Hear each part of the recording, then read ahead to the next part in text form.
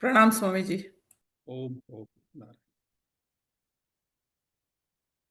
ओम शन्नो मित्र शं वरुणः शन्नो भवत्वर्यमा शन्न इंद्रो बृहस्पतिः शन्नो विष्णुरुक्रमः नमो ब्रह्मणे नमस्ते वायो त्वमेव प्रत्यक्षं ब्रह्मासि त्वमेव प्रत्यक्षं ब्रह्म वदिष्यामि ऋतं वदिष्यामि सत्यं वदिष्यामि तन्मामवतु तद्वक्तारमवतु अवतु माम् अवतु वक्तारम् ॐ शान्ति शान्ति शान्तिः।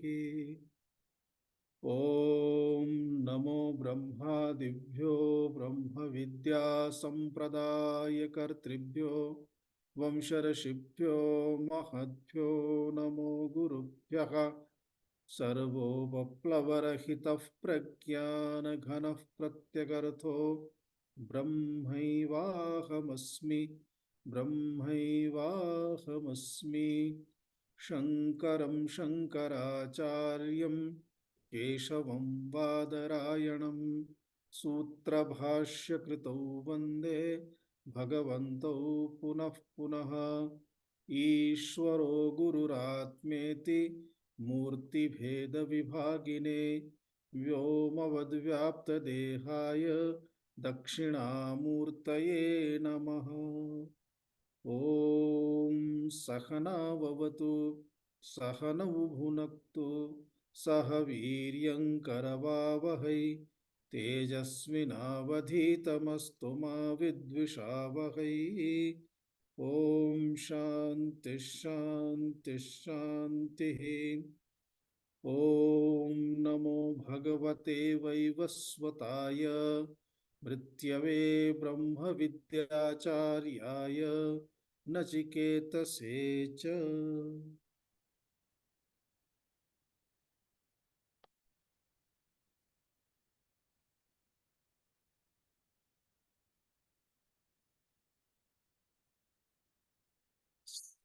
सप्तममन्त्रतः उच्चारणं कुर्मः एकवारम्। श्रवणायापि बहुभिरयो न लभ्यः श्रवणायापि शृण्वन्तोऽपि बहवो यन्न विद्युः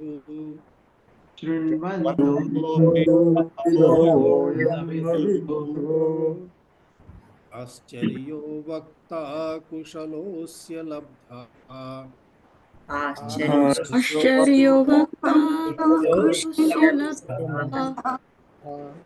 आश्चर्यो ज्ञाता कुशलानुशिष्टः आश्चर्यो ज्ञाता कुशलानुशिष्टः नरेणावरेण प्रोक्त एषः नरेणावरेण सुविज्ञेयो बहुधा चिन्त्यमानः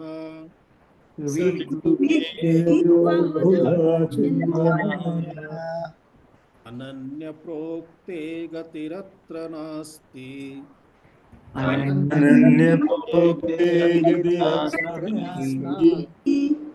अणीयान् ह्यतर्क्यमणुप्रमाणात्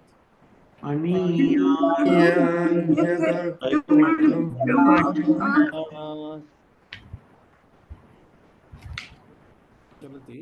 वयं भाष्ये अनन्यप्रोक्ते गतिरत्र नास्ति इति अंशं स्वीकृत्य तावता अस्माभिः दृष्टमासीत्। गतिः इति एतस्य व्याख्या गतिरत्र नास्ति। चतुर्धा गतिः इति शब्दस्य व्याख्यां भगवान् भाष्यकारः अत्र करोति। अनन्यप्रोक्ते, अनन्यप्रोक्ते अर्थात अनन्येन प्रोक्ते इति अनन्यप्रोक्ते, अनन्येन प्रोक्तः अनन्यप्रोक्तः तस्मिन् अनन्यप्रोक्ते, न अन्यः इति अनन्यः। अर्थात साक्षात ब्रह्म स्वरूपतया यह आचार्यः सः ब्रह्म स्वरूपेणेव अवतिष्ठते, अतः ब्रह्म एव ब्रह्मवित् ब्रह्म एव भवति इति श्रुतिः। तदनुसारं सः न अन्यः इत्युक्ते ब्रह्म एव सः स्वरूपतया। एतदर्थम् उच्यते अनन्येन प्रोक्तः, न अन्येन प्रोक्तः इत्युक्ते अपृथक् दर्शिना आचार्येण। कीदृशः आचार्यः? यः अपृथक् दर्शी अस्ति। अपृथक् दर्शी पृथक् पश्यति इति पृथक् दृक्, पृथक् दर्शी। पृथक् न पश्यति, आत्मानम् एव सर्वत्र पश्यति। ईशावास्यमिदं सर्वम् इत्येव तस्य दृष्टिः, अतः सः अपृथक् दर्शी। तादृशः यः आचार्यः यः उपदिशति सः अपृथक् दर्शी आचार्यः, अर्थात तेन अपृथक् दर्शिना आचार्येण यदा एषा विद्या उच्यते तदा एषा अनन्य प्रोक्ता विद्या इति वक्तव्यं भवति, वक्तुं शक्यते। प्रतिपाद्य ब्रह्मात्म भूतेन अनन्य प्रोक्तेन अर्थात अपृथक् दर्शिना आचार्येण, अर्थात प्रतिपाद्य ब्रह्मात्म भूतेन। अत्र प्रतिपाद्यस्य प्रतिपादनस्य विषयः कः अस्ति? प्रतिपाद्यं किमस्ति? आत्मा ब्रह्म। अतः यत् प्रतिपाद्यमस्ति आत्मा तदेव ब्रह्म, अतः ब्रह्म एव आत्मा इति उच्यते। तस्मात् स्वात्मानं यः साक्षात्कृतः अस्ति जानाति, साक्षात्कृत जनः सः तद्भूतः एव अस्ति, अर्थात ब्रह्मभूतः। तस्मात् प्रतिपाद्यं यः विषयः तद्रूपेण एव एषः आचार्यः, अतः प्रतिपाद्य ब्रह्मात्म भूतेन तादृशेन आचार्येण प्रोक्तः उक्तः एषः, उक्ता एषा विद्या।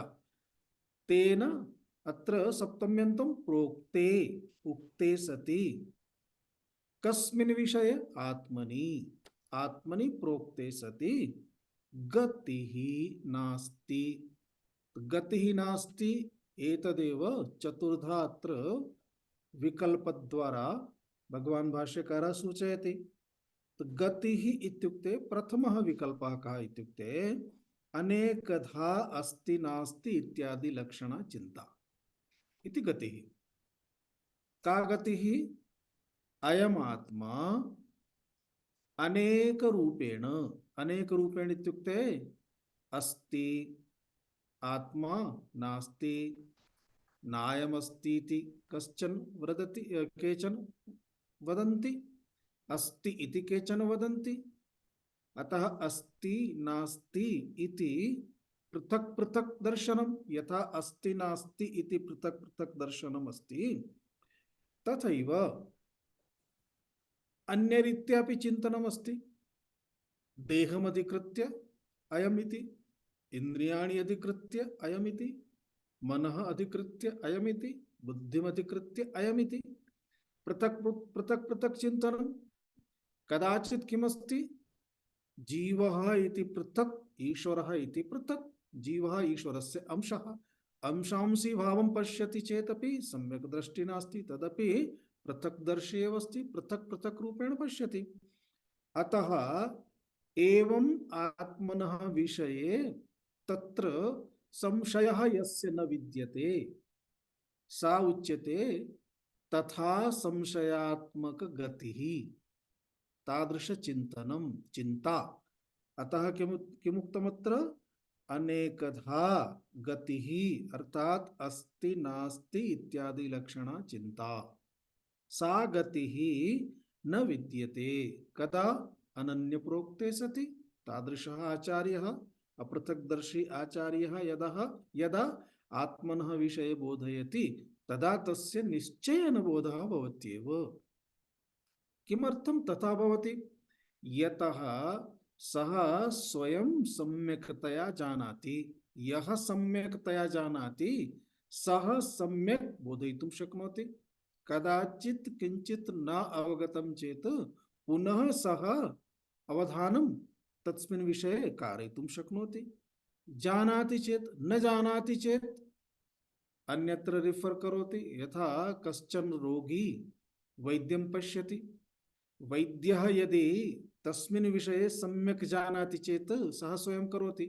यदि सम्यक् न जानाति तर्हि किं वदति, भवान् अन्यं कमपि एक्सपर्ट जनं पश्यतु। अतः तस्य विषयस्य तस्य रोगस्य यः कुशलः चिकित्सकः अस्ति तत्र गच्छति। यदि जानाति सः कुशलः अस्ति चेत् अन्यत्र गन्तुम् आवश्यकता नास्ति, सः वक्तुं शक्नोति, सः कर्तुं शक्नोति। तथैव आचार्यः यदि तद्विषये ज्ञाता अस्ति तदा सः बोधयितुं शक्नोति, बोधयति। कथं सः ज्ञातवान् अस्ति इति उपायमपि जानाति। अतः शिष्यान् तादृश उपायं स्वीकृत्य उपायेनपि बोधयितुं शक्नोति इति सामर्थ्यं तत्र भवति। अतः तादृशी चिंता अस्ति नास्ति इति चिंता आत्मनः विषये तत्र नास्ति। अतः गतिः इति अर्थः गतिः नास्ति। अत्र अस्मिन् आत्मनि नास्ति न विद्यते इत्यर्थः। अर्थात आत्म विषये एषा चिंता अस्ति नास्ति इति तादृशी चिंता न विद्यते। सर्व विकल्प गति प्रत्यस्त मितत्वाद आत्मनः। किमर्थमेवं यथा यदा आत्मा स्वयमेव कीदृशः अस्ति, सर्व विकल्प गति प्रत्यस्त मितः आत्मा। आत्मनि सर्व विकल्प गति प्रत्यस्तम इत्युक्ते सर्वेपि विकल्पाः अस्ति नास्ति अथवा प्राणः इति आत्मा, मनः इति आत्मा, अन्योन्तरात्मा प्राणमयः, अन्योन्तरात्मा मनोमयः, अन्योन्तरात्मा इत्यादि रीत्या भिन्नं भिन्नं सर्वत्र सूच्यते। अथवा आत्मा इति पृथक्, जीवः इति पृथक्, ईश्वरः इति पृथक्, पुनः निर्गुणरूपेण इति पृथक्, भिन्नं भिन्नं बहवः। केचन अस्ति केचन नास्ति इत्यपि वदन्ति। केचन किमस्ति, सर्वं शून्यं शून्यम्, अर्थात नास्ति एव। अस्ति नास्ति इति बहुविधं सर्वेषां चिन्तनमस्ति। 10 दर्शनानि सन्ति, 12 दर्शनानि सन्ति। 12 दर्शनेषु 6 दर्शनानि आस्तिकसम्बद्धानि सन्ति, 6 दर्शनानि नास्तिकसम्बद्धानि सन्ति। नास्तिकसम्बद्धानि दर्शनानि सर्वथा आत्मा, आत्मनः अंगीकारः इत्युक्ते वेदाः यथा वदन्ति तदनु ते न स्वीकुर्वन्ति। तेषां काचित् पृथक् एव कल्पना अस्ति आत्मनः विषये। अस्ति चेत् पृथक् एव अस्ति, अथवा नास्ति चेत् किमपि नास्ति, केवलं देहः एव, तावदेव तिष्ठन्ति लोकायतिकाः यथा। एवं एतदेव अस्ति विकल्पः इति उच्यते। अतः एतेषां सर्वविकल्पानां या गतिः चिंता अस्ति प्रत्यस्तम्। अत्र आत्मनः विषये यदा चिन्त्यते तदा आत्मनि न कश्चन भेदः, न कश्चन विकल्पः, न काचित् संशयात्मिका गतिः। आत्मा तु एकमेव अद्वयम् अद्वितीयमिति। तस्मात् कारणात् एते केऽपि विकल्पाः तत्र न भवन्ति। अर्थात् तत्र यदि विकल्पः अस्ति तर्हि तत्र अनुमानं करणीयं भवति। अनुमानं करणीयं भवति चेत् हेतुः द्रष्टव्यः, साध्यं द्रष्टव्यं, साध्यता आपादनीया, दृष्टान्तः दृष्टान्तं द्रष्टव्यं। हेतु साध्यम अर्थात पक्षः एतत् सर्वं दृष्टान्तादिकं सर्वं स्वीकृत्य अनुमानेन तत्र किमपि चिन्तनीयं भवति। अत्र तु विकल्पः एव नास्ति, न कश्चन विकल्पः। तस्मात् आत्मनः अवबोधः निश्चयेन भवति, परन्तु सः एव निश्चयेन बोधयितुं शक्नोति यः आचार्यः स्वयं अपृथक् दर्शी अस्ति। इति एकः अर्थः। इदानीम् अपरमर्थं सूचयति। भाष्यम् एकवारं पश्यामः। अथवा अथवा त्वात्मभूते स्वात्मभूते स्वात्मभूते अनन्यस्मिन् आत्मनि प्रोक्ते अनन्यस्मिन् अनन्यस्य आत्मनि आत्मनि प्रोक्ते प्रोक्ते अनन्यप्रोक्ते अनन्यप्रोक्ते गतिः गतिः गति अत्र अत्र अन्यावगतिः नास्ति अन्यावगतिः नास्ति ज्ञेयस्य अन्यस्य अभावात् ज्ञेयस्य अन्यस्य अन्यस्य अभावात् ज्ञानस्य हि एषा पराकाष्ठा ज्ञानस्य एषा हि पराकाष्ठा यदात्मैकत्वविज्ञानम् यदात्मैक विज्ञानम् अतः अतः अवगन्तव्याभावात् न गतिरत्र अवशिष्यते। अभावात् न गतिः अत्र अवशिष्यते। द्वितीयः अर्थः, द्वितीयमर्थं दर्शयति। अनन्यप्रोक्ते, अनन्यप्रोक्ते इत्युक्ते स्वात्मभूते अनन्यस्मिन् आत्मनि प्रोक्ते। अर्थात् यह आत्मा कथमस्ति? स्वात्मभूतः, अर्थात् अहमेव इति बोधः। अहं ब्रह्मास्मि, ब्रह्मैवाहमस्मि। वयं प्रार्थनायां वदामः खलु, ब्रह्मैवाहमस्मि, ब्रह्मैवाहमस्मि इति बोधः। अर्थात् स्वात्मनः अहं ब्रह्मास्मि इति महावाक्यमस्ति। अहं ब्रह्मास्मि, अयमात्मा ब्रह्म इति एषः यः बोधः अस्ति, सः बोधः स्वरूपतया अहमेव इति बोधः अस्ति। अतः स्वरूपेण अहं ब्रह्मास्मि इति बोधः एव स्वात्मभूतबोधः। अर्थात् स्वात्मभूतः अहम्, मम स्वीयः यः आत्मा तद् ब्रह्म एव इति तस्य बोधः। तादृश स्वात्मभूते अनन्यस्मिन् आत्मनि न अन्यः। अहं बोधयिता अन्यः, अनन्तरम् आत्मा अन्यः इत्युक्ते प्रतिपाद्यं ब्रह्म, प्रतिपादकः अहम्, अहम् इत्युक्ते अमुकः। तदानीम् अहं प्रतिपादकः, ब्रह्म प्रतिपाद्यं। यः शृणोति सः तस्य विषयस्य श्रोता। एवं चेत् भिन्नता अस्ति।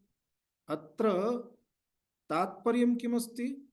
यः अहं वदन्नस्मि प्रतिपादकः, सः अनन्तरं यस्मिन् विषये अहं वदन्नस्मि, अर्थात् यत् प्रतिपादयन्नस्मि तत् प्रतिपाद्यं।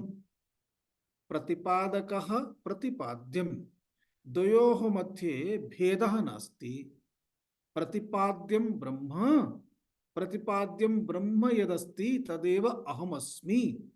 अतः अनन्यस्मिन् आत्मनि, अनन्यः अहं ब्रह्म एव तत्स्वरूपभूतः।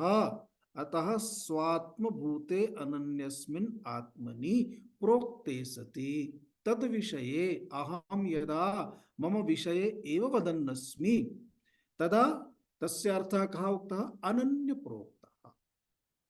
अर्थात् अहं यद् वदन्नस्मि तत् मम विषये, ब्रह्म विषये एव वदन्नस्मि। तथैव अनन्य श्रोतारः अपि भवन्तः।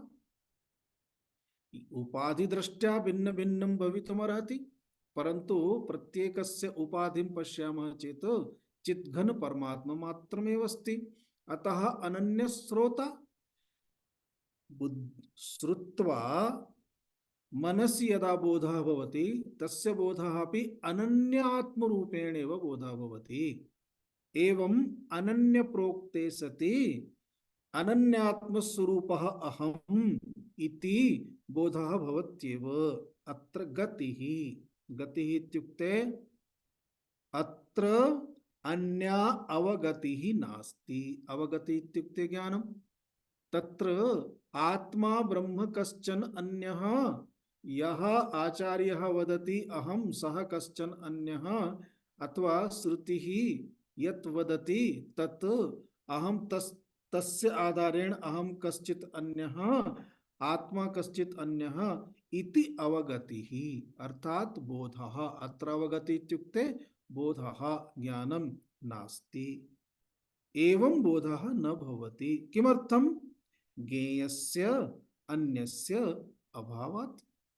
ज्ञेयः अन्यः कश्चन नास्ति एव। अहं यत् वदन्नस्मि, यस्य ज्ञानं कारयितुं प्रयत्नं कुर्वन्नस्मि, तत् अहं ब्रह्मास्मि। तत् ब्रह्म एव ज्ञेयस्य विषयः। अतः ज्ञेयस्य विषयः न अन्यः। तस्मात् अत्र उक्ते सति यदि अस्माकं पुरतः द्वित्राः पदार्थाः सन्ति, उदाहरणं यथा अरुन्धति इति एकः ग्रहः, अरुन्धति न्यायः इति उच्यते। अरुन्धति इति वसिष्ठस्य समीपे भवति, वसिष्ठस्य पत्नी। अतः सप्तर्षयः सन्ति, तत्र एव वसिष्ठः अपि। आकाशमण्डले सप्तर्षयः दृश्यन्ते, सप्तर्षिषु वसिष्ठः अपि अस्ति, तत्पार्श्वे एव अरुन्धती अस्ति। परन्तु सहजतया द्रष्टुं नागच्छति, यतः गगने तु बहवः तारकाः सन्ति। यदि अरुन्धती नक्षत्रं किम् इति बोधनीयं चेत् किं करणीयं भवति? आकाशं प्रति पश्यतु इति वक्तव्यम्। आकाशं पश्यति चेत् कति तारकाः सन्ति? अतः पुनः तत्र किञ्चित् सॉर्ट आउट करणीयं। तदा कुत्र कस्यां दृशि वक्तव्यमिति वक्तुं प्रयासः करणीयः, सूचयितुं प्रयासः। तदा कश्चन एकः वृक्षः इति चिन्तयतु। अनन्तरं वृक्षस्य तस्मिन् भागे उपरि, अतः दृष्टि कुत्र गच्छति? आदौ वृक्षे गच्छति। इदानीं वृक्षस्य उपरितन शाखां प्रति दृष्टिं नयति आचार्यः। अनन्तरं शाखा द्वारा साक्षात् अग्रे द्रष्टुं वदति। तदा तस्यां दिशि सप्त तारकाः, सप्तर्षयः, सप्तर्षयः यदा भवन्ति तदा सः सूचयति, इदानीं पश्यतु। तत्र उपरि गत्वा साक्षात् शाखा मध्यतः, शाखायाः मध्यतः पश्यतु। तदानीं यः सप्तसु एकः दृश्यते सः वसिष्ठः। इदानीं वसिष्ठ पार्श्वे दृष्टिं करोतु, तत्र अरुन्धति। अत्र किमस्ति? अरुन्धति, वसिष्ठः इत्यादयः ते सप्तर्षयः सन्ति। अन्यान् तारकान् त्यजामः चेदपि सप्तविधं दृश्यमस्ति पुरतः। यदि एकः सूर्यः एव गगने दिने, अन्ये तारकाः अपि न दृश्यन्ते, चंद्रमा अपि तथा न दृश्यते यस्य प्रकाशः भवेत्, अतः अपरः सूर्यः इति कल्पना अपि भवितुं नार्हति। एकः एव सूर्यः यदा गगने दृश्यते तदानीं अन्यस्य कस्यापि तारकस्य, चंद्रस्य बोधः भविष्यति वा? न भविष्यति। केवलं सूर्यस्य एव बोधः भविष्यति। एवमेव यदा शास्त्रदृष्ट्या, आचार्यदृष्ट्या, उपनिषद्दृष्ट्या एषः बोधः प्राप्तः यत् ब्रह्ममात्रमेव अस्ति, अधिष्ठानं ब्रह्म यदस्ति तदेव सत्यम्, अन्यत् सर्वं ब्रह्मणि आरोपितमस्ति, आरोपणमात्रमस्ति, मिथ्या एव अस्ति, द्वयम् इति किमपि नास्ति, अद्वितीयमेव अस्ति। अर्थात द्वितीयं किमपि नास्ति। यदा द्वितीयं किमपि नास्ति तर्हि द्वितीयस्य दर्शनमपि कथं भवितुमर्हति। अतः ज्ञेयस्य अन्यस्य अभावात् अन्यः कश्चन अपि ज्ञेयः अर्थात आत्मानं विहाय अन्यः ज्ञेयरूपेण न विद्यते। तस्मात् अत्र अनन्य प्रोक्ते इत्युक्ते स्वात्मभूते आचार्ये प्रोक्ते सति निश्चयेन ज्ञानं भवति। यतः तदेव अवबुध्यते तद विहाय अन्यत् किमपि नास्ति यत्र संशयः भवेत्। अतः निश्चयेन ज्ञानं भवति इत्यर्थः इति अर्थः। एतमर्थमेव बोधयति ज्ञानस्य हि एषा पराकाष्ठा। यदात्मैकत्व विज्ञानम् यत् आत्मैकत्व विज्ञानम् अस्ति। आत्मैकत्व विज्ञानम् आत्मनः एकता। आत्मनः एकता इत्युक्ते आत्मा ब्रह्म एतत् एकमेव अस्ति न पृथक् इति। एतद् यत् आत्मैकत्व विज्ञानमस्ति अर्थात् तत् त्वम् इत्यनयोः एकत्वं। तत् इति ईश्वरः त्वम् इति जीवः। अर्थात ईश्वरः जीवः इति पश्यामः चेत् अथवा त्वम् इति आत्मा तत् इति परमात्मा आत्म परमात्मा दृष्ट्या पश्यामः तर्हि जीवः ईश्वरः आत्मा परमात्मा इति एतद् यत् पृथक् पृथक् दृश्यते तत् पृथक् पृथक् यदस्ति तत् विषये शास्त्रालोडनं यदा क्रियते उपदेशश्रवणं यदा क्रियते तदा किं स्पष्टं भवति। तत् त्वम् तत् यत् ईश्वरः इति ईश्वरस्य अपि उपाधिः अस्ति। उपाधिं पृथक् कृत्वा पश्यति चेत् तदेव परमात्मा यः ईश्वर रूपेण तदेव परमात्मा यः जीव रूपेण जीवस्य उपाधिं पृथक् करोतु ईश्वरस्य उपाधिं पृथक् करोतु। अर्थात सर्वशक्तिमत्वं निष्कासयतु अल्पशक्तिमत्वं निष्कासयतु। सर्वव्यापकत्वम् उपाधिदृष्ट्या अल्पव्यापकत्वम् उपाधिदृष्ट्या सर्वशक्तिमत्वम् उपाधिदृष्ट्या अल्पशक्तिमत्वम् उपाधिदृष्ट्या तथैव सर्वज्ञः अल्पज्ञः एतत् सर्वमपि सोपाधिकमस्ति। सोपाधिकं सर्वं पृथक् क्रियते चेत् एकमात्रं ब्रह्म चैतन्यमेव तिष्ठति। तदेव अस्ति एकात्मैकत्व विज्ञानम्। अर्थात एतदेव विशेष ज्ञानम् अस्ति। एतावता यत् ज्ञानमासीत् ईश्वरः इति अहं जीवः इति पृथक् पृथक् ज्ञानमासीत् एतत् ज्ञानं विशेषतया यदा ज्ञातं भवति अर्थात विशिष्टं सर्वं निर्गच्छति निर्विशेषम् आत्मा ब्रह्म एव यदा तिष्ठति तदेव अस्ति विशेष ज्ञानम्। विशेष ज्ञानमेव विज्ञानम्। अतः विज्ञानम् तद् यत् विज्ञानम् अस्ति आत्मैकत्व विज्ञानम् एतद् आत्मैकत्व विज्ञानम् एतदेव अंतिमं ज्ञानम् अस्ति। अंतिमं ज्ञानम् इत्युक्ते एषा एव पराकाष्ठा इति उच्यते। पराकाष्ठा इत्युक्ते परमः अवधिः इति पराकाष्ठा अर्थात परम सीमा इत्युक्ते इतोपि अनन्तरम् अन्यत् किमपि ज्ञातुं नावशिष्यते। यदेकेन विज्ञातेन सर्वमिदं विज्ञातं भवति इति श्रुतिः। एतदेकम् आत्मतत्त्वं ज्ञातं चेत् सर्वं विज्ञातमेव न अन्यत् किमपि ज्ञातुम् अवशिष्यते इति एव अस्ति एतस्य ज्ञानस्य पराकाष्ठा। अर्थात एकवारम् आत्मस्वरूपं ज्ञातं तदा आत्मस्वरूप ज्ञानानन्तरं ज्ञातुम् अन्यत् किमपि अवशिष्टं न भवति इति आत्मज्ञानस्य हि एषा पराकाष्ठा। अतः एतस्मात् कारणात् अवगन्तव्याभावात् न गतिरत्र अवशिष्यते।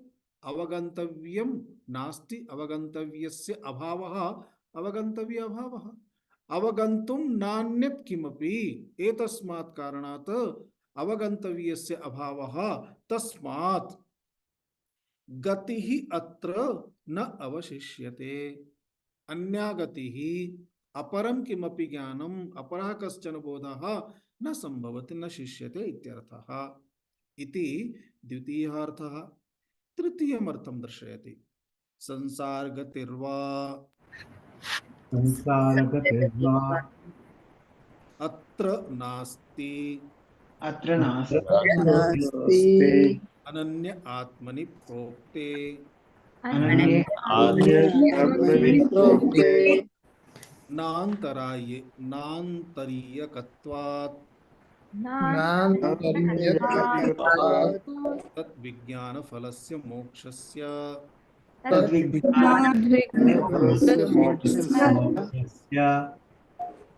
अपरमर्थं दर्शयति संसार गति वा अत्र नास्ति अथवा गतिः इत्युक्ते गमनम् एकवारं गतिः इत्युक्ते अस्ति नास्ति इति चिन्ता द्वितीयवारं किम् उक्तं गतिः इत्युक्ते अवगतिः तृतीयवारम् इदानीं किम् उच्यते गतिः इत्युक्ते गमनम् गमनम् इत्युक्ते मर्त्यलोकतः पुण्यकर्माणि कृत्वा अन्यलोकप्राप्तिः अथवा मर्त्यलोके एव एकस्मात् गृहात् गत्वा देहत्यागानन्तरं पुनः कुत्रचित् अन्यस्मिन् राज्ये अथवा अन्यस्मिन् गृहे अन्या काचित् माता अन्यः कश्चन पिता तत्र जन्म प्राप्नोति सापि गतिः अतः स्वर्गलोक प्राप्तिः अथवा यस्य कस्यापि लोकस्य प्राप्तिः तस्य गतिः भवति तदर्थम् उच्यते जीवस्य ऊर्ध्वगतिः जीवस्य अधोगतिः गतिः इत्युक्ते गमनम् गमनम् इत्युक्ते यत्र कुत्रापि गमनं करोति संसारमेव अस्ति स्वर्गं गच्छति चेदपि संसारः यं कमपि लोकं प्राप्नोतु संसारान्तर्गतमेव अस्ति अतः अनन्य प्रोक्ते सति यदि अनन्यः अपृथक्दर्शी आचार्यः यदा वदति तदा तस्य संसार प्राप्तिः न भवति सः निश्चयेन मोक्षं प्राप्नोति इति सूचयति संसार गतिर्वा अत्र नास्ति अनन्यात्मनि प्रोक्ते किमर्थं नान्तरीयकत्वात् तद्विज्ञानफलस्य मोक्षस्य अर्थात ब्रह्मोपदेशः यदा क्रियते आत्मोपदेशः यदा क्रियते आत्मचिन्तनं यदा क्रियते शास्त्रदृष्ट्या विचारः यदा क्रियते तदा तस्य विचारस्य फलं किमस्ति तस्य विचारस्य फलमस्ति मोक्षः अतः विज्ञानफलस्य मोक्षस्य न अन्तरीयकत्वात् अंतरीयम इत्युक्ते अंतरम उदाहरणं यथा एतत् अवगन्तुम् उदाहरणं यथा कश्चन स्वर्गं प्राप्तुमिच्छति चेत् एतस्मिन् लोके पुण्यकर्माणि कृत्वा देहं त्यक्त्वा अर्थात् एकवारं मरणं प्राप्य अनन्तरमेव स्वर्गं गच्छति अत्र पुण्यकर्म समाप्ति अनन्तरं मध्ये अंतरालः अस्ति तदेव उच्यते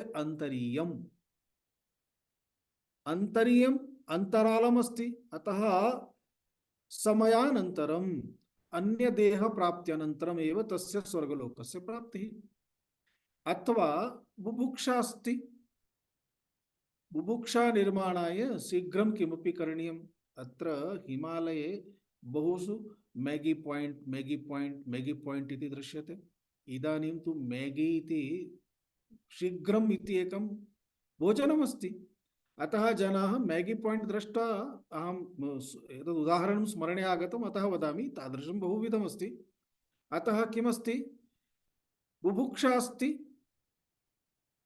ऑर्डर ददाति एकं मैगी निर्माणं करोतु अथवा स्वयमेव निर्माणमपि कर्तुं स्वयमपि निर्माणं कर्तुं शक्नोति करोति तर्हि मैगी ऑर्डर ददाति तदा एव बुभुक्षा समाप्ता भवति अथवा मैगी एकवारं तस्य निर्माणं भवति समीपम् आगच्छति वयं किञ्चित् किञ्चित् खादामः अनन्तरं सम्पूर्णं मैगी यदा उदरं प्रविशति अनन्तरं क्षुधा निवृत्ति भवति अन्तरालम् अस्ति अर्थात् यत्किमपि कर्म भवतु तस्य फलस्य इत्युक्ते कर्मणः फलस्य च द्वयोः मध्ये कश्चित् किञ्चित् किञ्चित् गैप् अस्ति अन्तरम् अस्ति आत्मज्ञान विषये तदन्तरं नास्ति सद्यो मुक्तिः आत्मनः साक्षात् यदा भवति आत्मबोधः यदा भवति तदा अहं ब्रह्मास्मि इति बोधः तस्मिन् तदनन्तरम् अहं ब्रह्म भविष्यामि इति नास्ति यतः ब्रह्म एव अस्ति केवलम् आवरणनाशः ज्ञाननाशः अभवत् उदाहरणं यथा राधेयः महाभारतस्य एकं पात्रमस्ति राधायाः पुत्रः कर्णः इदानीं राधेयः राधा इति कर्णस्य सा पालकमाता पालितवती तस्मात् राधायाः पुत्रः राधेयः राधेयः कौन्तेयः कथं भवेत् राधेयः कौन्तेयः कथं भवेत् तस्य कौन्तेयः इति नामकरणं करणीयमस्ति अनन्तरं सर्वे सूचनीयाः इतः परं कौन्तेयः इति वदतु केवलम् अहं कुन्तायाः अथवा कुन्त्याः पुत्रः अस्मि इति ज्ञानमेव पर्याप्तम् अहं कुन्त्याः पुत्रः अस्मि इति ज्ञानानन्तरं पुनः सर्वे सूचनीयाः शृण्वन्तु अहं कुन्त्याः पुत्रः अस्मि अहं कुन्त्याः पुत्रः अस्मि इति स्वस्य कृते यावत् कालपर्यन्तं 10 जनान् न वदति ते 10 जनाः आगत्य कर्णं यावत् न वदन्ति तावत् कर्णः कुन्तीपुत्रः भवितुं नार्हति इति अस्ति वा केवलम् एकवारं कुन्तीपुत्रः इति यत् अज्ञानमासीत् तस्य अज्ञानस्य नाशनमेव पर्याप्तम् अनुक्षणम् अहं कुन्तीपुत्रः अस्म्येव तत्र सद्यो बोधः अस्ति तस्मिन् बोधे अन्तरं नास्ति तथैव अत्र आत्मनः विषये अपि अस्ति अर्थात् न अन्तरीयकत्वात् मध्ये बोधानन्तरम् अनन्तरम् अहं ब्रह्म भविष्यामि इति अन्तरं नास्ति स्वर्गं गत्वा ब्रह्म भविष्यामि ब्रह्मलोकं गत्वा ब्रह्म भविष्यामि सत्यलोकं गत्वा एवम् अत्र नास्ति अत्रैव समवलीयते अत्र एव सः ब्रह्मरूपतां प्राप्नोति बोधानन्तरमेव समनन्तरमेव अतः विज्ञानस्य फलं किमस्ति मोक्षः अर्थात् संसारात् विमुक्तिः विज्ञानफलस्य मोक्षस्य नान्तरीयकत्वात् अन्यत् किमपि अन्तरालं नास्ति इत्यर्थः इति अपरः अंतिम बोधः अथवा प्रोच्यमान ब्रह्मात्मभूतेन आचार्येण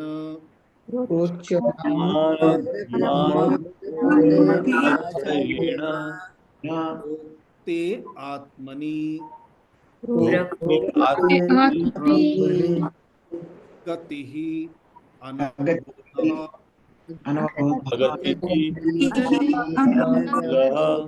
अपरिज्ञानमत्र नास्ति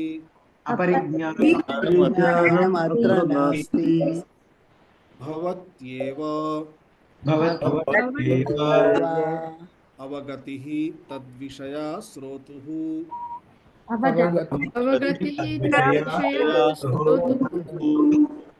तदस्मि अहम् इति आचार्यस्य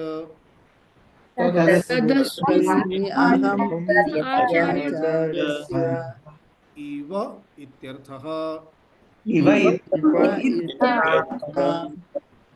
एवं सुविज्ञेयः आत्मा एवं आगमवता आचार्येण आचार्येण अनन्यतया प्रोक्तः। अनन्यतया प्रोक्तः अथवा चतुर्थमर्थं दर्शयति। अथवा प्रोच्यमान ब्रह्मात्म भूतेन आचार्येण यह वदन्नस्ति आत्मज्ञानं यह उपदिशन्नस्ति सः आचार्यः ब्रह्मात्मभूतः अस्ति। ब्रह्मवित् ब्रह्मैव भवति, ब्रह्मवित् अस्ति, अर्थात अहम ब्रह्मास्मि इति तस्य बोधः। ब्रह्मात्मभूतः ब्रह्मात्मभूतेन आचार्येण प्रोक्ते सति, अर्थात ब्रह्मज्ञानी आचार्यः यदा वदति तदा तदुक्ते सति आत्मनि अगतिः। अगतिः इत्युक्ते अनवबोधः, गतिः इत्युक्ते बोधः इति एकः अर्थः उपरि दत्तः। इदानीम् अगतिः नास्ति, अनन्य प्रोक्ते अगतिः नास्ति। अत्र अनन्य प्रोक्ते गतिरत्र नास्ति, तत्र संधिः इति कारणात् अकारः अपि प्राप्तुं शक्यते। यदि अनन्य प्रोक्ते गतिः इति अर्थं स्वीकृत्य उपरि त्रिविधाः अर्थः सूचितः। अगतिः इति अनन्य प्रोक्ते अगतिः नास्ति।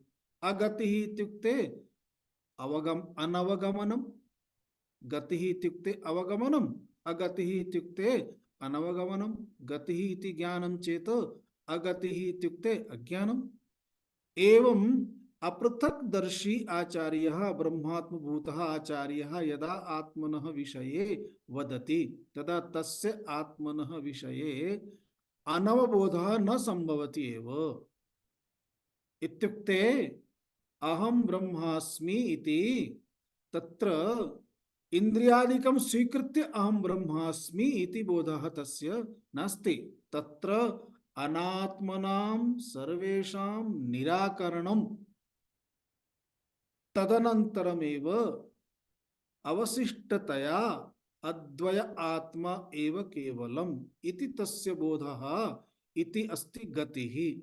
एतस्मात् विपरीतं यदि किमपि अस्ति तर्हि अस्ति अगतिः, अनवबोधः, अज्ञानम्। अतः ब्रह्मात्मभूतेन आचार्येण प्रोक्ते आत्मनि अगतिः अनवबोधः इत्युक्ते अपरिज्ञानम्। परिज्ञानम् इत्युक्ते समन्तात् परितः ज्ञानम्। अपरिज्ञानम् इत्युक्ते किंचितेव सः जानाति, संपूर्णतया न जानाति। किंचित् जानाति चेत् किमपि न जानाति। इंद्रियं स्वीकृत्य जानाति, देहं स्वीकृत्य जानाति चेत् किमपि न जानाति। आत्मनः स्वरूपं किंचिदपि न तावदेव ज्ञातमस्ति येन आत्मना देहः तिष्ठति, अन्यथा देहः अपि न भवति। अतः देहं स्वीकृत्य अहम् इति चिन्तयति चेत्, अहं ब्रह्म इति चिन्तयति चेत् तद् ज्ञानं तस्य नास्ति। विरोचन इन्द्रयोः कथायाम् एवमेव अस्ति। विरोचनः देहं स्वीकृत्य, देहः एव आत्मा अहम् इति स्वीकृत्य गतः। अर्थात् सः एव संप्रदायः लोकायतिकः संप्रदायः इति उच्यते। इदानीं प्रायः जनाः लोकायतिकः एव सन्ति। अतः तथापि स्थितिः न भवति, अर्थात् अपरिज्ञानं न भवति, अनवबोधः न भवति इति। अत्र अपरिज्ञानम् अनवबोधः नास्ति। भवति एव अवगतिः। अवगतिः इत्युक्ते ज्ञानं निश्चयेन भवति। किं ज्ञानं? तद् विषया, अर्थात् ब्रह्म विषया अवगतिः। ब्रह्म विषयकं ज्ञानं भवत्येव। कस्य भवति? श्रोतुः, यः शृणोति आत्मनः विषये तस्य ज्ञानं भवत्येव। कीदृशं ज्ञानं भवति? तदहम अस्मि इति, तत्त्वम् असि इति महावाक्यमस्ति। तत्त्वम् असि इति यदा आचार्यः बोधयति तदा शिष्यस्य अवबोधः कथं भवति? तत् अहम् अस्मि इति। तत्त्वमसि इति कथने अनन्तरमेव अहं ब्रह्मास्मि इति बोधः, तदपि महावाक्यमस्ति। अतः तत्त्वमसि, तदा शिष्यः अवगतवान्, किम् अवगतवान्? तत् अहम् अस्मि इति। तदेव अत्र उच्यते तदस्मि अहम् इति। एतद् यत् ज्ञानं, कीदृशं ज्ञानम् अस्ति? शिष्यस्य पुरतः आचार्यः अस्ति, अतः आचार्यस्य एव। यथा आचार्यस्य बोधः अस्ति तत् ब्रह्म अस्मि, ब्रह्मास्मि, ब्रह्म एव अहमस्मि इति आचार्यस्य यः बोधः अस्ति, सः एव आचार्यः शिष्यं यदा बोधयति तत्त्वमसि, तदा शिष्यस्य अपि ज्ञानं तथैव भवति, तदहमस्मि। आचार्यस्य इव ज्ञानं शिष्यस्य अपि, अतः आचार्यस्य इव इत्यर्थः। एवं सुविज्ञेयः आत्मा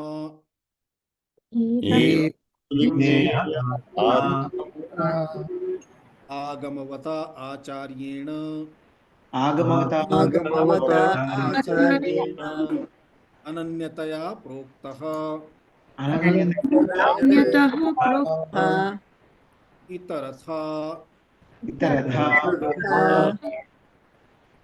अत्र भवतां पुस्तके कदाचित् इतरथा हि शब्द हि एकस्य अक्षरस्य उपयोगः भवितुमर्हति, अथवा हि इति नापि अर्हति। यदि हि इति शब्दं स्वीकृत्य उपयोगं कुर्मः तर्हि इतरथा हि अणीयान् अर्थात् ह्यणीयान्, इतरथा ह्यणीयान्, इतरथा हि अणीयान् इति। यदि हि इत्यस्य उपयोगः नास्ति तर्हि इतरथा अणीयान् तावदेव। इतरथा ह्यणीयान् अणुप्रमाणादपि सम्पद्यते आत्मा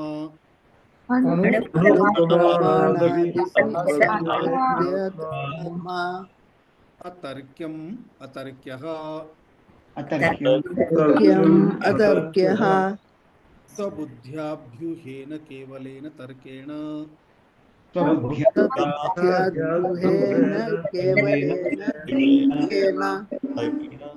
तर्क्यमाणे अणुपरिमाणे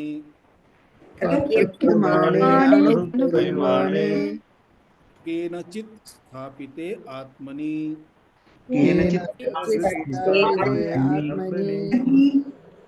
ततः हि अणुतरम् अन्यः अभ्यूहति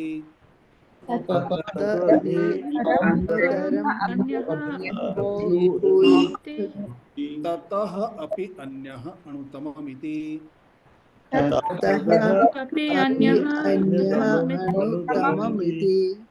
न हि कुतर्कस्य निष्ठा क्वचित् विद्यते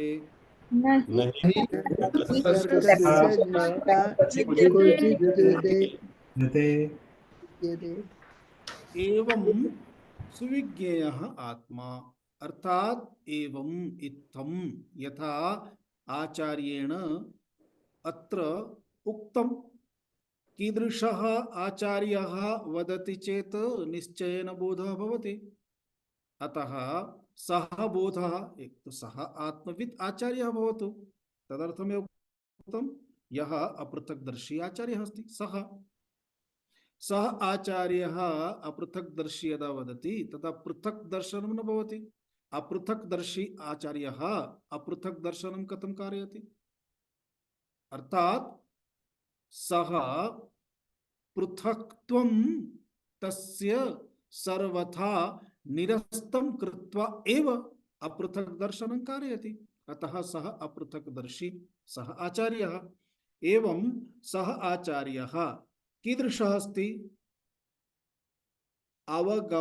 अवगमवता अर्थात अवगमनं कारयति इति। अवगमवान अर्थात यह अवगमनं कारयति तेन अवगमवता आचार्येण अर्थात यह ज्ञानम अवगमयति स्वयं जानाति अत्र आगमवता सह आचार्यः इत्यर्थः।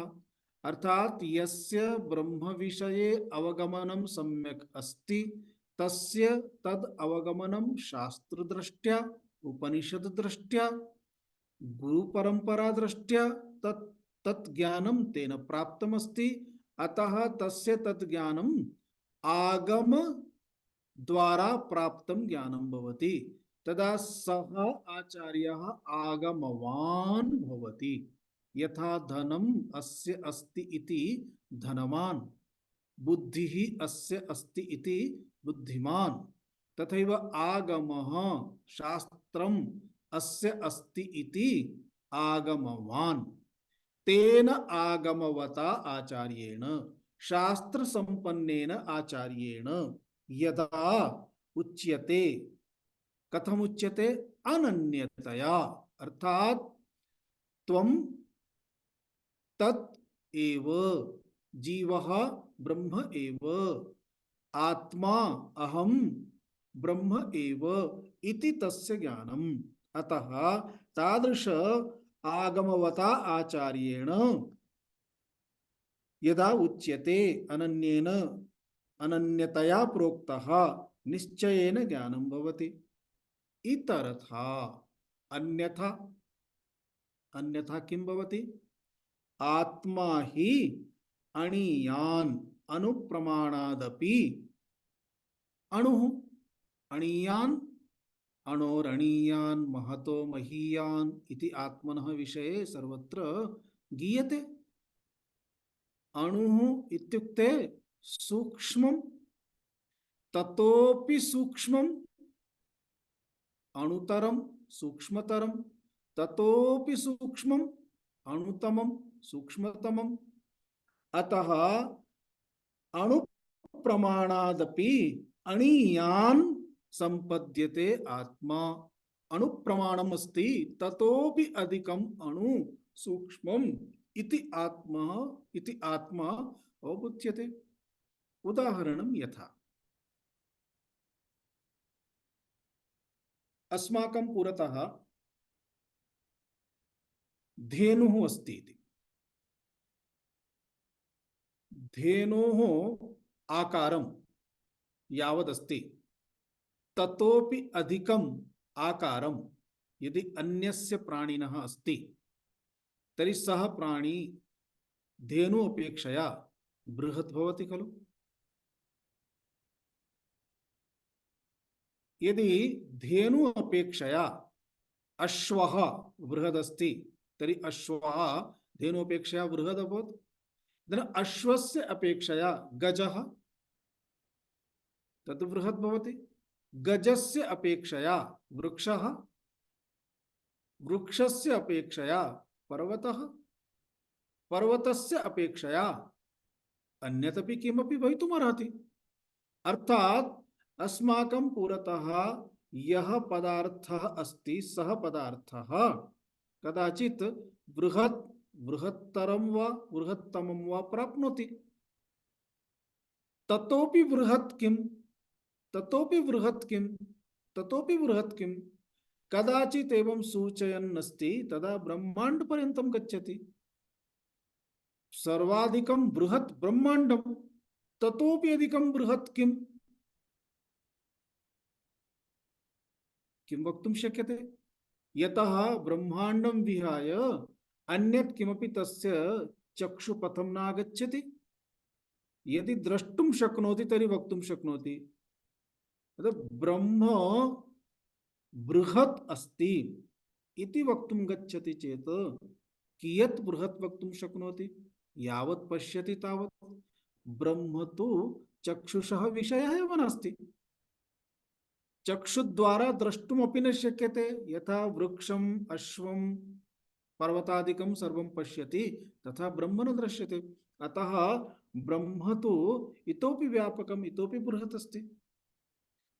इदानीं बृहत् बृहत्तरं बृहत्तमं यत् पश्यामः तत्रापि भौगोलिकदृष्ट्या एका सीमा अस्ति। एतत् सर्वं यत् बृहत् यत् बृहत्तरं यत् बृहत्तमम् अस्माभिः दृष्टं तत् सर्वं एकस्मिन् आत्मनि चैतन्ये अधिष्ठितम् अस्ति। अतः तेषाम् अपेक्षयापि अधिकं बृहत् चैतन्यं। यदि एकस्मिन् चषके अर्ध लीटर जलम् आगच्छति, अपरस्मिन् चषके चषकः किंचित् बृहत् चेत् 1 लीटर जलं भवति। अतः 1 लीटर जलम् 1 लीटर पात्रे यदा आगच्छति तदा तत् पात्रं तावद् अस्ति चेतेव आगच्छति। यदि 1 लीटर सामर्थ्यं नास्ति तर्हि 1 लीटर जलमपि तस्मिन् स्थातुं न शक्नोति। अत्र संपूर्णं ब्रह्मांडं यस्मिन् अस्ति तस्य बृहत्ता, यथा जलस्य यत् पात्रम् अस्ति तस्य बृहत्त्वं जलस्य अपेक्षया अधिकं, तथैव ब्रह्मांडं यस्मिन् तिष्ठति तस्य बृहत्त्वं तस्य अपेक्षया अधिकम् अस्ति वा नास्ति? अतः ब्रह्मांडम् एव अस्माकं कृते सर्वाधिकं बृहत्, तस्मात् वयं तावदेव द्रष्टुं शक्नुमः। यदि ब्रह्मांडं विहाय सूक्ष्मं किमपि अवगन्तुं शक्नोति तर्हि तत् विषये वक्तुं शक्नोति। अतः आत्मनः विषये सर्वे बृहत्, इतोपि बृहत्, इतोपि बृहत्, ब्रह्मांडपेक्षापि बृहत्, ततोपि किं बृहत् एव, तावदेव वक्तुं शक्नोति। अतः यदा बृहत् पुनः अणु अपि अस्ति, यथा बृहत् वदति चेत् लघु यत् किमपि अस्ति तत्रापि ब्रह्म परमात्मा चैतन्यम् अस्ति। अतः अणु विस्फोटं करोति, स्फोटयति, त्रोटयति चेत् ततः परमाणवः भवन्ति। परमाणवः चेत् ब्रह्म चैतन्यं पूर्वम् अणु इति उच्यते स्म, इदानीं परमाणु इति उच्यते। परमाणुमपि अन्यूनं चक्षुरिन्द्रिय द्वारा अथवा चक्षुरिन्द्रियं द्रष्टुं न शक्नोति चेत् किमपि यन्त्रं स्थापयित्वा चक्षुषा यन्त्रेण च पश्यति, सूक्ष्मदर्शक यन्त्रेण द्रष्टुं शक्नोति। परमात्मा एवमपि चक्षुषः विषयः नास्ति, अर्थात् परमाणु अपेक्षया अपि अधिकमेव सूक्ष्मम् इत्येव वक्तुं शक्यते। अन्ततो गत्वा आत्मनः विषये निर्णयः कः भवति? कश्चन किं वदति ब्रह्माण्डपेक्षापि बृहत्, कश्चन किं वदति न न न बहु सूक्ष्मम्। अतः आत्मनः यदा एवं बृहत्तरदृष्ट्या बृहत्तमदृष्ट्या अर्थात बृहद्दृष्ट्या अथवा लघुत्वं स्वीकृत्य या कापि अणुपरिमाणं स्वीकृत्य अपि आत्मनः इदमित्थं निर्धारयितुं न शक्यते, तदा एवं चेत् आत्मनः विषये किं वक्तुं शक्नुमः? तत् किं वदति? आत्मा अणुप्रमाणादपि अणीयान् संपद्यते, अर्थात अति सूक्ष्मं सुसूक्ष्मं आत्मा अतर्क्यं, तस्मात् कारणात् अतर्क्यम्। आत्मा इति पुल्लिंगे अस्ति, अतः अत्र अतर्क्यः इति भाष्ये दत्तमस्ति। अतर्क्यः अर्थात तत् तर्क द्वारा सिद्धं कर्तुं न शक्नोति। स्वबुद्ध्या अभ्यूहेन केवलेन तर्केण, केवलं स्वबुद्धि द्वारा अर्थात स्वयमेव किमपि किमपि चिन्तयित्वा केवलं तर्कस्य आश्रयं स्वीकृत्य तर्क द्वारा सिद्धं कर्तुं गच्छति, तत् न शक्यते। आत्मनः सिद्धिः तर्क द्वारा, केवलं तर्क द्वारा स्वबुद्ध्याः अभ्यूहेन कल्पनेन आत्मा न शक्यते। यथा आत्मा अतर्क्यः, ब्रह्म चैतन्यम् अतर्क्यमेव अस्ति। किमर्थं? तर्क्यमाणे अणुपरिमाणे केनचित् स्थापिते आत्मनि कश्चन किं करोति? बहु तर्कं कृत्वा आत्मा अणुः इति निर्णयं सम्पादयति। आत्मा अणुः इति कश्चन अन्यः आगच्छति, सः अपि तर्कं जानाति, सः इतोपि तर्कं करोति, इतोपि तर्कं कृत्वा सः किं वदति, न आत्मा तु ततः हि अणुतरः अणुतरम् इति, अर्थात ततोपि अणु इति चिन्तयति। कश्चन अन्यः अपि सम्यक् तर्कविद्यां जानाति, इतोपि सम्यक् प्रतिपादनं कर्तुं शक्नोति, सः किं वदति, आत्मा तु इतोपि सूक्ष्मम्, अतः आत्मनः विषये बोधः एवं सहजतया न भवति, केवलं तर्कद्वारा न संभवति। कुतर्कस्य निष्ठा नहि विद्यते। ब्रह्मसूत्रमस्ति तर्कस्य अप्रतिष्ठात्वं, तर्कस्य कुत्रापि प्रतिष्ठा नास्ति इत्युक्ते निश्चयेन तर्कद्वारा अवगमनं भवति, परन्तु तर्कद्वारा अवगमनं कर्तुं योग्यरूपेण तर्कस्य अप्लाई प्रयोगः। वृथा कुतर्कं करोति चेत् कदापि तस्य अन्तिमं न आगच्छति, अतः न क्वचित् निष्ठा कुतर्कस्य विद्यते। तत्र कुतर्कस्य कुत्रापि अन्त्यं न संभवति, नास्ति एव। कुतर्कं करोति चेत् न सिद्ध्यति। बहूनि उदाहरणानि वयं द्रष्टुं शक्नुमः। उदाहरणं यथा शास्त्रेषु यदि उच्यते एवं यज्ञयागादिकं करोति चेत् स्वर्गलोकं प्राप्नोति, इदानीं कश्चन कुतर्कं करोति, कुत्र अस्ति स्वर्गलोकः, दर्शयतु, मैप् अस्ति, फोटो अस्ति, एकं वीडियो क्लिप् प्रेषयतु, यः गतवान् अस्ति तं वदतु प्रेषयतु इति कुतर्कः। एवं कुतर्कद्वारा तद्विषये, परन्तु नास्ति इति कथं वदति भवान्? कुतर्कद्वारा इति वदति, यद् भवतः दृष्टिपथं न आगच्छति तद् नास्ति इति भवान् कथं वक्तुं शक्नोति? एतस्मिन् ब्रह्माण्डे प्रतिदिनं, अत्र वयं भूलोके स्मः,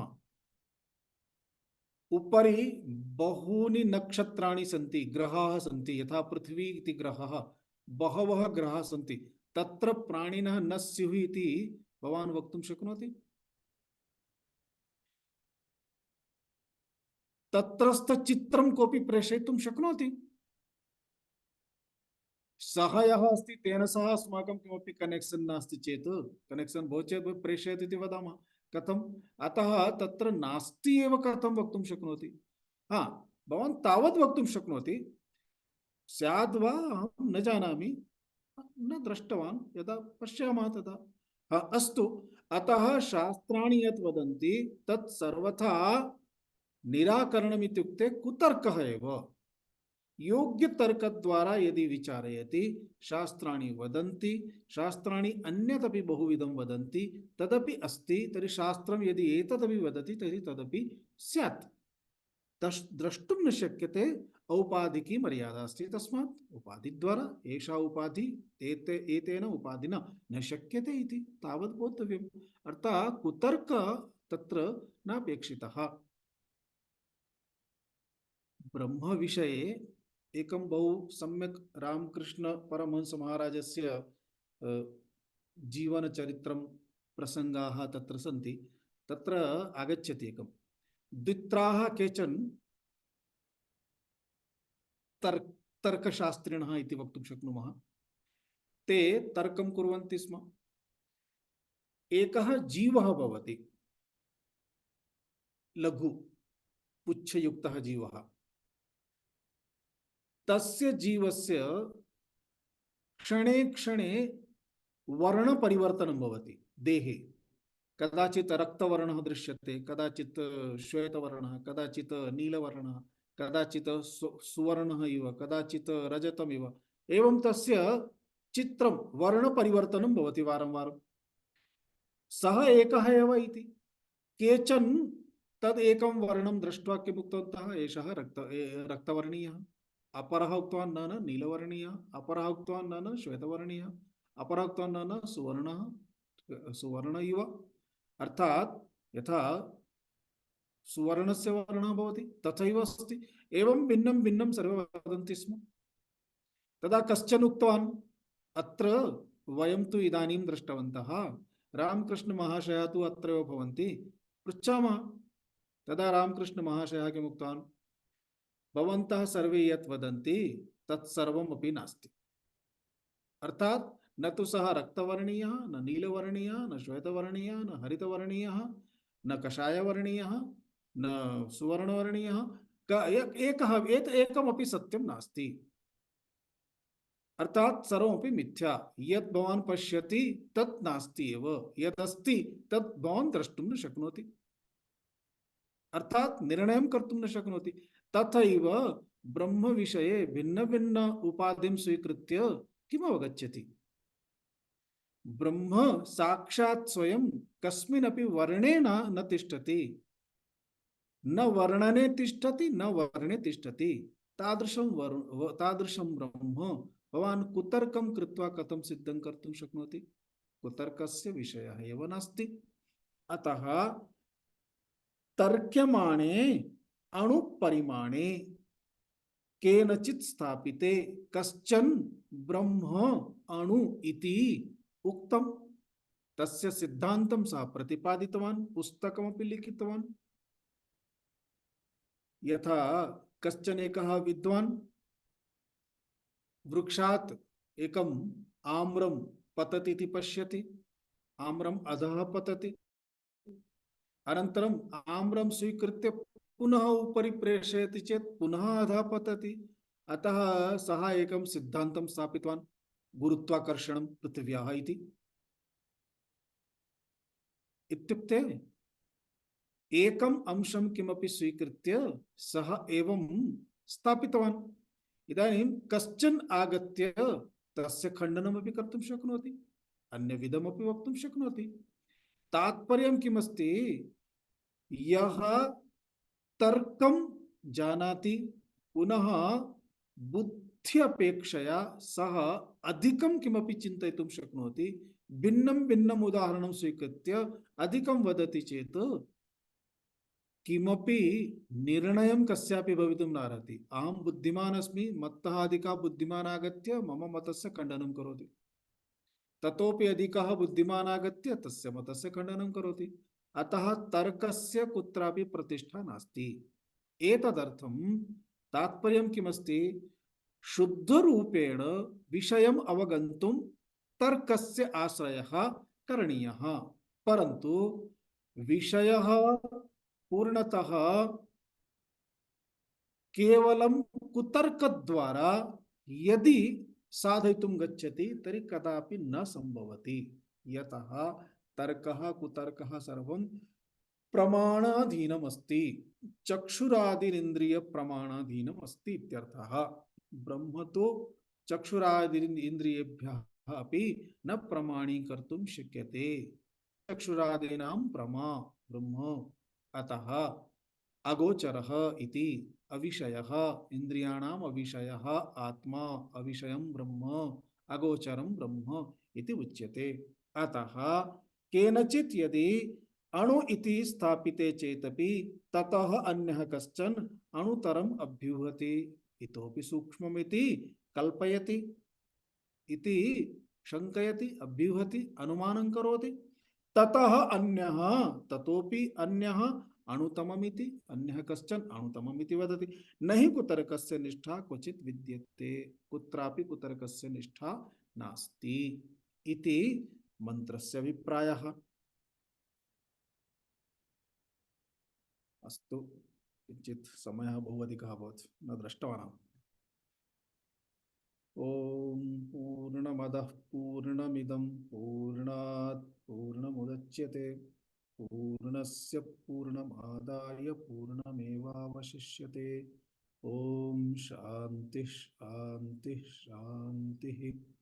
हरिः ॐ श्री गुरुभ्यो नमः। हरिः ॐ। नमस्ते स्वामी। क्षम्यतां, बहु समयं स्वीकृतवान् अहम्। धन्यवादः नमस्ते धन्यवादः स्वामी धन्यवादः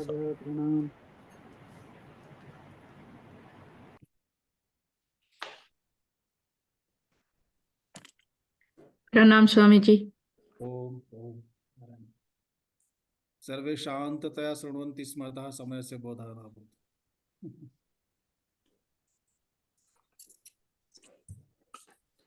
सम्यक् अस्ति विषयः।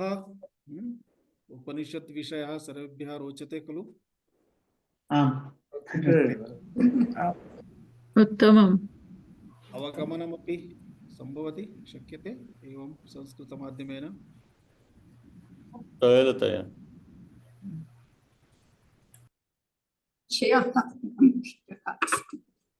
विषयः तु गूढः अस्ति, यतः अस्माकम् एव चर्चा अस्ति,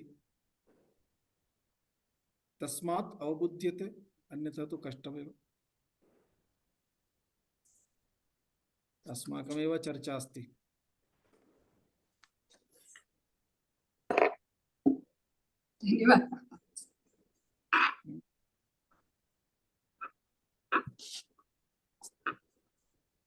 भवता शैली ही उत्तमः।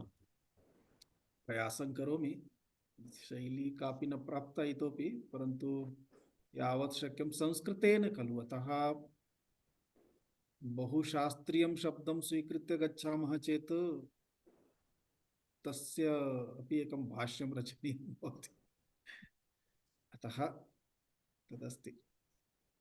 प्रयासः क्रियते। इदानीं ममापि सततं संस्कृतसम्भाषणस्य अभ्यासः। अत्र न कोऽपि दृश्यते केन सह सम्भाषणं करोमि संस्कृतेन, अतः केवलं भवद्भिः सह भवतां कक्षायामेव संस्कृतस्य उपयोगः विशेषतया भवति। सम्भाषणे भाषणे पठने तु भवति। Thanks to Sanskrit Bharati. कृपया संस्कृत भारती मध्ये संयोज्य संस्कृतं पठन्तु इति प्रेरयतां महोदय सर्वान् अपि। तदा संस्कृतसम्भाषणं सरलतया आगच्छति एव, सहजतया सरलतया आगच्छति एव। अहं तदेव वदन्नस्मि, थैंक्स टू संस्कृत भारती, यस्मात् कारणात् अहं संस्कृतेन एवं सरलतया वक्तुं शक्नोमि। अन्यथा शास्त्रमधीत्य अपि सम्भाषणं कर्तुं ममापि कष्टमेव आसीत्।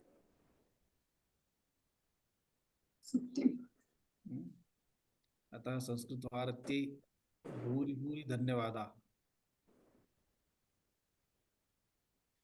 संस्कृतवाणी अपि वाग्देवी सरस्वती तस्याः अपि कृपा प्रसादः अस्माकं सर्वेषाम् उपरि अस्ति एव, यतः वयम् अवगच्छामः। अन्यथा कति जनाः सन्ति संस्कृतेन श्रुत्वा तत् अवगच्छेयुः, तत्रापि पुनः वेदान्तं स्वभाषया अपि कष्टं भवति अवगन्तुम्।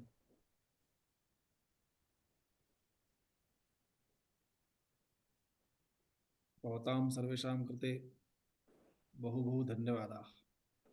किन्तु वेदान्तपठनं तु संस्कृतभाषया क्रियते चेदेव साक्षात् स्वीकरणं सम्यक् अवगमनमपि भवितुम् अर्हति इति मम अभिप्रायः। किमित्युक्ते तस्य सारः तु मूलं तु संस्कृतभाषया एव अस्ति खलु, भाषायामेव।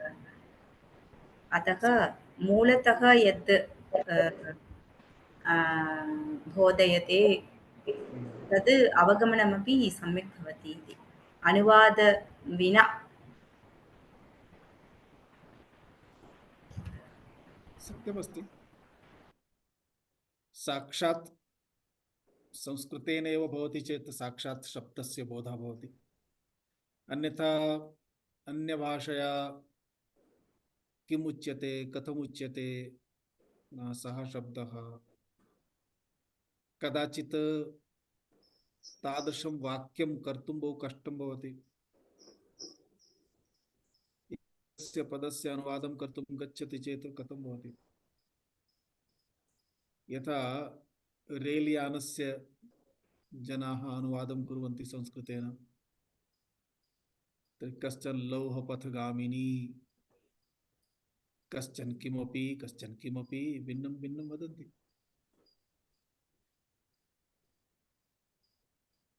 अतः आत्मनः विषये अपि ये शब्दाः सन्ति तान् सर्वान् शब्दान् स्वीकृत्य अनुवादं कर्तुं गच्छति तदा डिक्शनरी अपि लज्जिता भवति।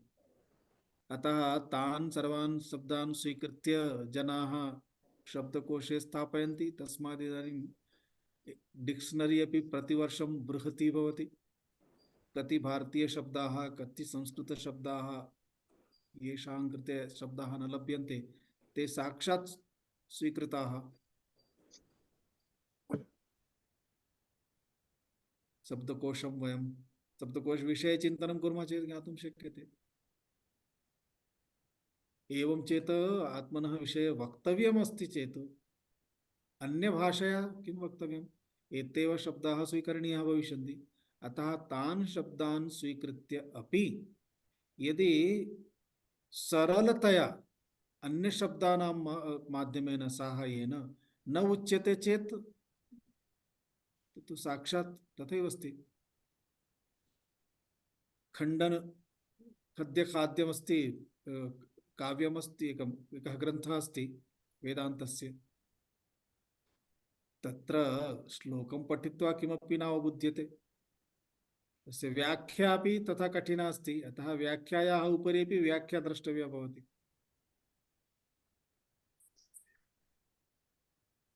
संस्कृतं तु तथा अस्ति, बहु गभीरमस्ति।